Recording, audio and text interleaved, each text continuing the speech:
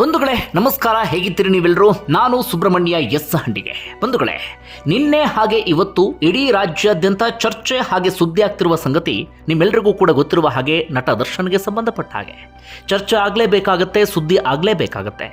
ಈ ಹಿಂದೆ ಸಣ್ಣ ಪುಟ್ಟ ಕಾಂಟ್ರವರ್ಸಿ ಎಡವಟ್ಟನ್ನ ಮಾಡಿಕೊಂಡಾಗ ಮಾಧ್ಯಮಗಳಲ್ಲಿ ಅಬ್ಬಬ್ಬ ಅಂದ್ರೆ 2 ದಿನ ಸುದ್ದಿ ಆಗ್ತಿತ್ತು. ಅವರ ಅಭಿಮಾನಿಗಳು ಕೂಡ ಅವರ ಬೆಂಬಲಕ್ಕೆ ನಿಂತ್ಕೊಳ್ತಾ ಇದ್ರು. ಆದರೆ ಈಗ ಆಗಿರೋದು ಇದೆಯಲ್ಲ, ಸಣ್ಣ ಪುಟ್ಟ ಎಡವಟ್ಟಲ್ಲ. ಓರ್ವ ವ್ಯಕ್ತಿಯನ್ನ ತಮ್ಮ ಕೋಪಕ್ಕೆ ಬಲಿ ತೆಗೆದುಕೊಂಡು ಬಿಟ್ಟಿದ್ದಾರೆ. ತಮ್ಮ ಅಹಂಕಾರ, ದರ್ಪ, ಮದಕ್ಕೋಸ್ಕರ ಓರ್ವ ವ್ಯಕ್ತಿಯ ಜೀವವನ್ನೇ ತೆಗೆದು ಬಿಟ್ಟಿದ್ದಾರೆ. ಇವತ್ತು ಆತನ ಕುಟುಂಬದ ಪರಿಸ್ಥಿತಿಯನ್ನು ನೋಡ್ತಾ ಇದ್ರೆ ಎಂಥವರಿಗೂ ಕೂಡ ಅರಿಕ್ಷಣ ಸಂಕಟ ಆಗುತ್ತೆ. ಆತನ ಮಗು ತಾಯಿಯ ಹೊಟ್ಟೆ ಒಳಗಡೆ ಇದೆ. ಆ ಮಗು ಇನ್ನೂ ಭೂಮಿಗೆ ಎಂಟ್ರಿ ಕೊಡೋಕ್ಕೂ ಮುನ್ನ, ಅಪ್ಪನ ಮುಖ ನೋಡೋಕ್ಕೂ ಮುನ್ನವೇ ಅಪ್ಪನನ್ನ ಬಲಿ ತೆಗೆದುಕೊಂಡು ಬಿಟ್ಟಿದ್ದಾರೆ ಈ ಡಿ ಬಾಸ್ ಅಂತ ಕರೆಸಿಕೊಳ್ಳುವಂತಹ ದರ್ಶನ್ ಮತ್ತವರ ಗ್ಯಾಂಗ್. ದರ್ಶನ್ ಇವತ್ತು ಪೊಲೀಸ್ ಕಸ್ಟಡಿಯಲ್ಲಿದ್ದಾರೆ. ಈ ಪರಿಯಾಗಿ ಟೀಕೆಗೆ ಒಳಗಾಗ್ತಿದ್ದಾರೆ, ಈ ಪರಿಯಾಗಿ ಸುದ್ದಿ ಆಗ್ತಿದ್ದಾರೆ ಅಂದ್ರೆ ಅದೆಲ್ಲದಕ್ಕೂ ಕೂಡ ಕಾರಣ ಪವಿತ್ರ ಗೌಡ. ಬಂಧುಗಳೇ, ಹೌದು, ಹೆಣ್ಣು ಮಕ್ಕಳನ್ನ ದೂಷಿಸಬಾರದು, ಹೆಣ್ಣು ಮಕ್ಕಳ ಬಗ್ಗೆ ಕೆಟ್ಟದಾಗಿ ಮಾತಾಡಬಾರ್ದು, ಅಥವಾ ಇಂತಹ ತಪ್ಪಾದಂಥ ಸಂದರ್ಭದಲ್ಲಿ ಎಲ್ಲ ಜವಾಬ್ದಾರಿಯನ್ನು ಕೂಡ ಹೆಣ್ಣು ಮಕ್ಕಳ ತಲೆಗೆ ಹೊರಿಸಬಾರದು. ಹೌದು, ಅದೆಲ್ಲವನ್ನು ಕೂಡ ನಾನು ಒಪ್ಕೊಳ್ತೇನೆ. ಆದರೆ ಈ ಘಟನೆಯ ವಿಚಾರದಲ್ಲಿ ಮಾತಾಡಲೇಬೇಕಾಗತ್ತೆ, ತಪ್ಪನ್ನ ತಪ್ಪು ಅಂತ ಹೇಳಲೇಬೇಕಾಗತ್ತೆ. ಇಲ್ಲ ಅಂತಾದರೆ ಇಂಥವರ ಅಹಂಕಾರ, ಮದ ಇದೆಯಲ್ಲ, ದಿನೇ ದಿನೇ ಜಾಸ್ತಿ ಆಗ್ತಾ ಹೋಗುತ್ತೆ. ಇಲ್ಲಿ ಪವಿತ್ರ ಗೌಡ ವಿಚಾರದಲ್ಲೂ ಕೂಡ ಅದೇ ಅಹಂಕಾರ, ಅದೇ ಮದ ಕೆಲಸ ಮಾಡಿದ್ದು. ಓರ್ವ ವ್ಯಕ್ತಿ ಕಾಮೆಂಟ್ಸ್ ಅನ್ನ ಮಾಡ್ತಿದ್ದಾಗ, ನಿರಂತರವಾಗಿ ಮೆಸೇಜ್ ಅನ್ನ ಮಾಡ್ತಾ ಇದ್ದಾಗ ಆತನಿಗೆ ಪಾಠ ಕಲಿಸಲೇಬೇಕು, ಬುದ್ಧಿ ಕಲಿಸಲೇಬೇಕು ಎನ್ನುವಂತ ಅಹಂ ಒಂದು ಮಡುಗಟ್ಟಿತ್ತಲ್ಲ ಒಳಗಡೆ, ಆ ಅಹಂ ಸ್ಫೋಟಗೊಂಡು ಇವತ್ತು ಆ ವ್ಯಕ್ತಿ ಬಲಿಯಾಗಿಬಿಟ್ಟಿದ್ದಾನೆ. ಬಂಧುಗಳು, ಇದನ್ನು ಎಷ್ಟು ಚೆನ್ನಾಗಿ ಹ್ಯಾಂಡಲ್ ಮಾಡಬಹುದಿತ್ತು ಅಂದರೆ ನಟ ದರ್ಶನ್ನ ಗಮನಕ್ಕೆ ತರುವಂಥ ಅವಶ್ಯಕತೆಯೂ ಕೂಡ ಇರಲಿಲ್ಲ. ನೀಟಾಗಿ ಪೊಲೀಸ್ ಸ್ಟೇಷನ್ಗೆ ಹೋಗಿ ತಮ್ಮ ಪ್ರಭಾವವನ್ನು ಬಳಸಿ ಒಂದು ಕಂಪ್ಲೇಂಟನ್ನು ಕೊಡಿಸಿ ಆತನನ್ನು ಅರೆಸ್ಟ್ ಮಾಡಿಸಿ 2 ದಿನ ಆತ ಜೈಲಿನಲ್ಲಿ ಕೂರುವಂತೆ ಮಾಡಿ ಆತನಿಗೆ ಪಾಠ ಕಲಿಸಿ ಕಳಿಸ್ಕೊಡ್ಬೋದಿತ್ತು. ಒಮ್ಮೆ ಆತ ಜೈಲಿನ ಮೆಟ್ಟಿಲನ್ನು ಹತ್ತಿದ್ರೆ ಅಪ್ಪಿ ತಪ್ಪಿಯೂ ಕೂಡ ಪವಿತ್ರ ಗೌಡ ಸುದ್ದಿಗೆ ಬರ್ತಾ ಇರಲಿಲ್ಲ. ಆದರೆ ಪವಿತ್ರ ಗೌಡಗೆ ಅದರಲ್ಲಿ ತೃಪ್ತಿ ಇರಲಿಲ್ಲ. ಪವಿತ್ರ ಗೌಡಗೆ ಇದ್ದಿದ್ದು ತನ್ನ ಇಗೋ ಸ್ಯಾಟಿಸ್ಫ್ಯಾಕ್ಷನ್. ಒಳಗಡೆ ಒಂದು ಸಿಟ್ಟಿತ್ತಲ್ಲ, ಆ ಇಗೋ ಹರ್ಟ್ ಆಗಿ ಬಿಟ್ಟಿತ್ತಲ್ಲ, ನಾನು ಏನು ಅಂತ ನಿನಗೆ ತೋರಿಸ್ಬೇಕು ಅನ್ನುವಂಥ ಆ ಮನಸ್ಥಿತಿಗೆ ಬಂದು ಬಿಟ್ಟಿದ್ರು. ನಾನೊಬ್ಬ ಸ್ಟಾರ್ ನಟನ ಪತ್ನಿ, ಬೇಕಾದಷ್ಟು ಕಾಂಟ್ಯಾಕ್ಟ್ ಇದೆ, ನಾನು ಏನು ಬೇಕಾದರೂ ಮಾಡಬಲ್ಲೆ ಎನ್ನುವಂಥ ಆ ಇಗೋ ಅಥವಾ ಒಂದು ಅಹಂ ಇತ್ತಲ್ಲ ಒಳಗಡೆ, ಆ ಇಗೋ ಸ್ಯಾಟಿಸ್ಫ್ಯಾಕ್ಷನ್ಗೆ ಹೋಗಿ ಇವತ್ತು ದರ್ಶನ್ ಈ ಪರಿಯಾಗಿ ಟೀಕೆಗೆ ಒಳಗಾಗುವಂತೆ ಮಾಡಿದೆ. ದರ್ಶನ್ ಕೋಪಕ್ಕೆ ಬುದ್ಧಿ ಕೊಡುವಂತೆ ಮಾಡಿದ್ದೇ ಈ ಪವಿತ್ರ ಗೌಡ. ಈ ಕಾರಣಕ್ಕಾಗಿ ಇದರ ಜವಾಬ್ದಾರಿ, ಹೊಣೆ ಎಲ್ಲವನ್ನೂ ಕೂಡ ಪವಿತ್ರ ಗೌಡ ತಲೆಗೆ ಹೊತ್ತಿಸಬೇಕಾಗತ್ತೆ. ಎಷ್ಟು ದಿನಗಳ ಕಾಲ ಹೆಣ್ಣುಮಕ್ಕಳು ತಪ್ಪು ಮಾಡಿದ ಸಂದರ್ಭದಲ್ಲಿ ಅಯ್ಯೋ ಹೆಣ್ಣುಮಕ್ಕಳು ಮಾತಾಡಬಾರ್ದು ಅಂತ ಹೇಳೋದು, ತಪ್ಪು ಮಾಡಿದಂಥ ಸಂದರ್ಭದಲ್ಲಿ ತಪ್ಪು ಅಂತ ಹೇಳಲೇಬೇಕು. ಆಗ ಮುಂದೆ ಇನ್ನು ತಪ್ಪು ಮಾಡೋದಕ್ಕೆ 100 ಬಾರಿ ಯೋಚನೆ ಮಾಡ್ತಾರೆ.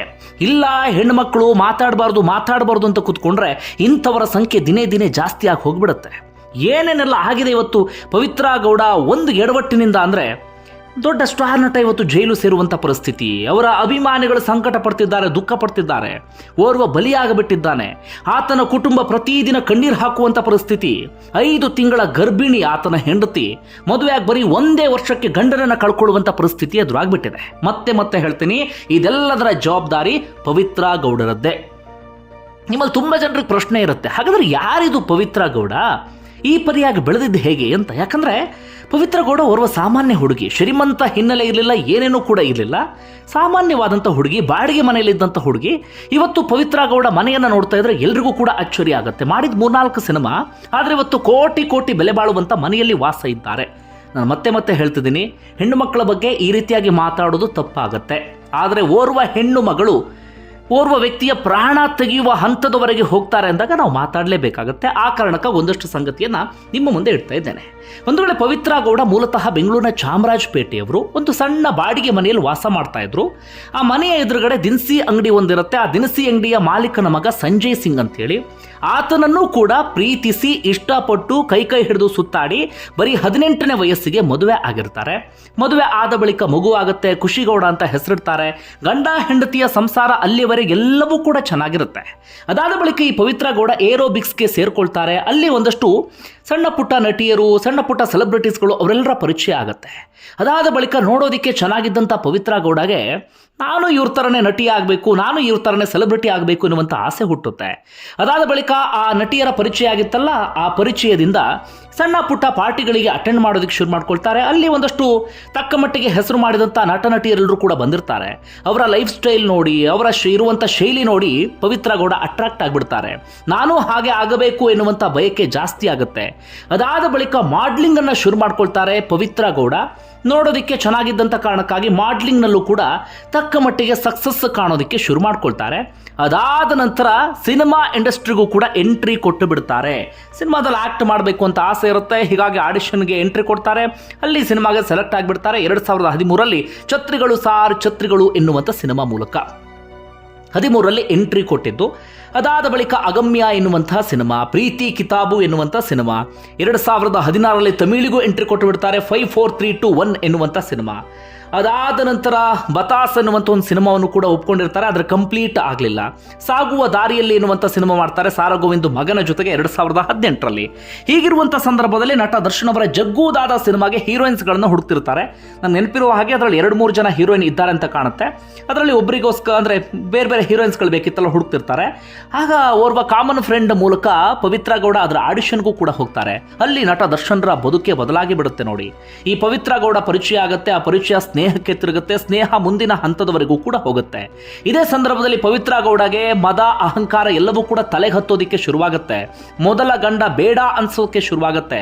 ಅದಾದ ಬಳಿಕ ಆತನಿಗೆ ಬೆದರಿಸಿ ಪವಿತ್ರ ಗೌಡ ಆತನಿಂದ ದೂರ ಆಗಿ ಬಿಡ್ತಾರೆ. ಮತ್ತೊಂದು ಕಡೆಯಿಂದ ಸಣ್ಣ ಪುಟ್ಟ ಒಂದಷ್ಟು ಸಿನಿಮಾಗಳನ್ನು ಒಪ್ಕೊಂಡಿದ್ರಲ್ಲ, ಆ ಸಿನಿಮಾ ಮೇಲಿನ ಆಸಕ್ತಿಯು ಕೂಡ ಹೊರಟೋಗಿಬಿಡುತ್ತೆ. ಯಾಕಂದ್ರೆ ಅಷ್ಟೊತ್ತಿಗಾಗಲೇ ದೊಡ್ಡ ಪರಿಚಯ, ದೊಡ್ಡ ನಟರ ಜೊತೆಗೆ ಸುತ್ತಾಟ ಎಲ್ಲವೂ ಕೂಡ ಶುರುವಾಗಿರುತ್ತೆ. ಅದಾದ ಬಳಿಕ ದರ್ಶನ್ನ ಜೊತೆಗೆ ಅವರ ಒಡನಾಟ ಜಾಸ್ತಿ ಆಗ್ತಾ ಹೋಗುತ್ತೆ. ಆರಂಭದಲ್ಲಿ ಎಲ್ಲವೂ ಕೂಡ ಗೌಪ್ಯವಾಗಿರುತ್ತೆ. ಆದರೆ ಅದಾದ ಬಳಿಕ ನಟ ದರ್ಶನ್ನ ಜೊತೆಗಿನ ಒಂದಷ್ಟು ಫೋಟೋಸ್ಗಳನ್ನು ಶೇರ್ ಮಾಡಿ ಡಿಲೀಟ್ ಮಾಡಿಬಿಡ್ತಾರೆ. ಅದಾದ ಬಳಿಕ ಪವಿತ್ರ ಗೌಡ ದರ್ಶನ್ ವಿಚಾರ ಯಾವ್ಯಾವ ರೀತಿಯಾಗಿ ಸುದ್ದಿ ಆಯಿತು ಅನ್ನೋ ನಿಮ್ಮೆಲ್ಲರಿಗೂ ಕೂಡ ಗೊತ್ತಿರುವಂಥ ಸಂಗತಿ. ಮತ್ತೆ ಫೋಟೋಸ್ಗಳನ್ನು ಹಾಕ್ತಾ ಇದ್ರು, ಸಿನಿಮಾ ಸೆಟ್ನಲ್ಲಿ ಕಾಣಿಸ್ಕೊಳ್ತಾ ಇದ್ರು, ಬರ್ಡೇ ಪಾರ್ಟಿಯ ಫೋಟೋಸ್ಗಳನ್ನು ಶೇರ್ ಮಾಡ್ತಾ ಇದ್ರು, ವಿಡಿಯೋಗಳನ್ನು ಶೇರ್ ಮಾಡ್ತಾ ಇದ್ರು. ಈ ರೀತಿಯಾಗಿ ದರ್ಶನ್ ಜೊತೆಗೆ ನಾನಿದ್ದೇನೆ ಅನ್ನೋದನ್ನ ಮತ್ತೆ ಜನರಿಗೆ ತೋರಿಸುವಂತ ಕೆಲಸವನ್ನ ಮಾಡ್ತಾ ಇದ್ರು. ಆದರೂ ಯಾಕೋ ಏನೋ ತೃಪ್ತಿ ಆಗಲಿಲ್ಲ ಅನ್ಸುತ್ತೆ. ಇತ್ತೀಚೆಗಷ್ಟೇ ನಂದು ದರ್ಶನ್ದು 10 ವರ್ಷದ ಸಂಬಂಧ, ಇಬ್ಬರಿಗೂ ಮದುವೆ ಆಗಿದೆ ಎನ್ನುವ ರೀತಿಯಲ್ಲೇ ಪವಿತ್ರ ಗೌಡ ಒಂದು ಪೋಸ್ಟ್ ಅನ್ನು ಹಾಕಿಬಿಡ್ತಾರೆ. ಅತ್ತ ದರ್ಶನ್ನ ಪತ್ನಿ ವಿಜಯಲಕ್ಷ್ಮಿ ಎಲ್ಲವನ್ನೂ ಕೂಡ ಪಾಪ ಸಹಿಸ್ಕೊಂಡಿದ್ರು. ಎಷ್ಟು ದಿನಗಳ ಕಾಲ ಅವರಿಗೆ ಸಹಿಸ್ಕೊಂಡಿರೋದಕ್ಕೆ ಸಾಧ್ಯ ಆಗುತ್ತೆ. ಅವರು ಕೂಡ ತಮ್ಮ ಆಕ್ರೋಶವನ್ನು ಹೊರ ಹಾಕಿಬಿಟ್ರು. ಪವಿತ್ರ ಗೌಡ ಹೆಸರು ಮತ್ತಷ್ಟು ಚರ್ಚೆಗೆ ಬಂದು ಬಿಡ್ತು. ಪವಿತ್ರ ಗೌಡಗೆ ಬೇಕಾಗಿದ್ದು ಅದೇ. ಅವತ್ತು ವಿಜಯಲಕ್ಷ್ಮಿ ಅವರು ಸೈಲೆಂಟ್ ಆಗಿದ್ರೆ ಪವಿತ್ರ ಗೌಡ ಹೆಸರು ಹೆಚ್ಚು ಸದ್ದು ಮಾಡ್ತಾ ಇರಲಿಲ್ಲ. ಆದರೆ ವಿಜಯಲಕ್ಷ್ಮಿ ಅವರು ಮಾತನಾಡಲೇಬೇಕಾದಂಥ ಪರಿಸ್ಥಿತಿಗೆ ಬಂದ್ಬಿಟ್ಟಿದ್ರು, ಮಾತಾಡಿದ್ರು. ಪವಿತ್ರ ಗೌಡ ಹೆಸರು ದೊಡ್ಡ ಮಟ್ಟಿಗೆ ಸದ್ದಾಗೋದಕ್ಕೆ ಶುರುವಾಯಿತು. ಯಾರಿದು ಪವಿತ್ರ ಗೌಡ ಅಂತ ಜನ ಕೂಡ ಸರ್ಚ್ ಮಾಡೋದಕ್ಕೆ ಶುರು ಮಾಡಿಕೊಂಡ್ರು. ಆಗಲೇ ಗೊತ್ತಾಗಿದ್ದು ದರ್ಶನ್ ಅವರ 2ನೇ ಪತ್ನಿ ಅಂತ. ಅದರ ಅಧಿಕೃತವ ಏನೋ ಗೊತ್ತಿಲ್ಲ. ಆದರೆ ಪವಿತ್ರ ಗೌಡ ಕ್ಲೈಮ್ ಮಾಡ್ಕೊಳ್ತಿದ್ದಾರೆ, ಹೌದು ನಾನು ದರ್ಶನ್ರ ಪತ್ನಿ, ಅವ್ರ ಜೊತೆಗೆ ಮದುವೆ ಆಗಿದೆ ಅಂತ ಹೇಳಿ. ಇಲ್ಲಿವರೆಗೆ ಇದೆಲ್ಲವೂ ಕೂಡ ಆಗಿತ್ತು. ಆದರೆ ಇದೀಗ ಅದು ಎಲ್ಲಿವರೆಗೆ ತಂದು ಬಿಡ್ತು ಅಂದರೆ ಓರ್ವ ವ್ಯಕ್ತಿಯ ಪ್ರಾಣ ತೆಗೆಯುವ ಹಂತದವರೆಗೂ ಕೂಡ ತಂದು ಬಿಡ್ತು. ಈ ಪವಿತ್ರ ಗೌಡ ಆರಂಭದಲ್ಲಿ ಬದುಕಿದ್ದು ಅತ್ಯಂತ ಸಾಮಾನ್ಯವಾದಂಥ ಬದುಕು. ಹುಟ್ಟಿದ್ದು ಬಡತನದ ಕುಟುಂಬದಲ್ಲಿ, ಆರಂಭದಲ್ಲಿ ಇದ್ದಿದ್ದು ಬಾಡಿಗೆ ಮನೆ.